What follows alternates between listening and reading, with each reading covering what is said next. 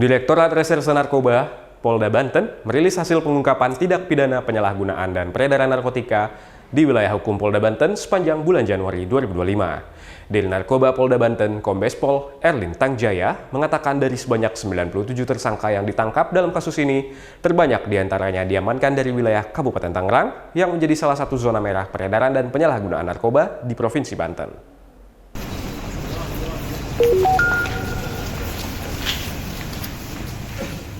Polda Banten pada Senin 10 Februari merilis hasil pengungkapan kasus tindak pidana narkotika di wilayah Banten yang terjadi sepanjang bulan Januari 2025 yang sukses mengungkap sebanyak 71 kasus dengan 97 tersangka.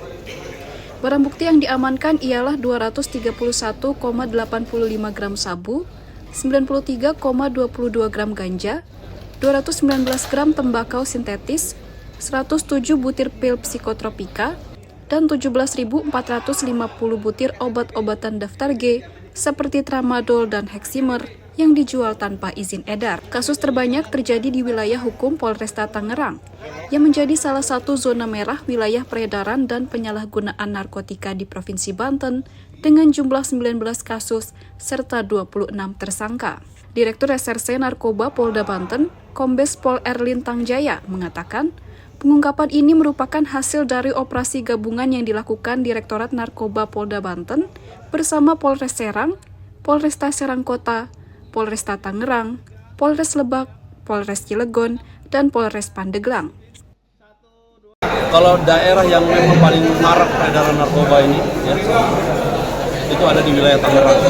Kita juga jangan melihat sisi penegakan hukumnya aja. Tapi distribusi barang obat-obatan berbahaya ini juga harus kita tahu. Ya, jadi harus dari berbagai stakeholder terkait.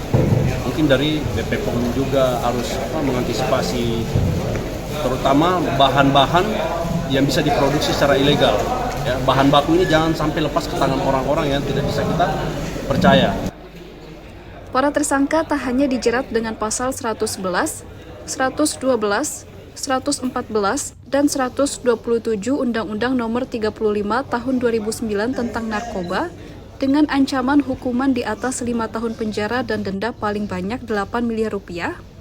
Mereka juga dijerat pasal 435 dan pasal 436 Undang-Undang Nomor 17 Tahun 2023 tentang kesehatan dengan ancaman hukuman paling lama 15 tahun penjara dan denda 1,5 miliar rupiah. Dari Kota Serang, Banten, Susmiatun Hayati, Kantor Berita Antara, mewartakan.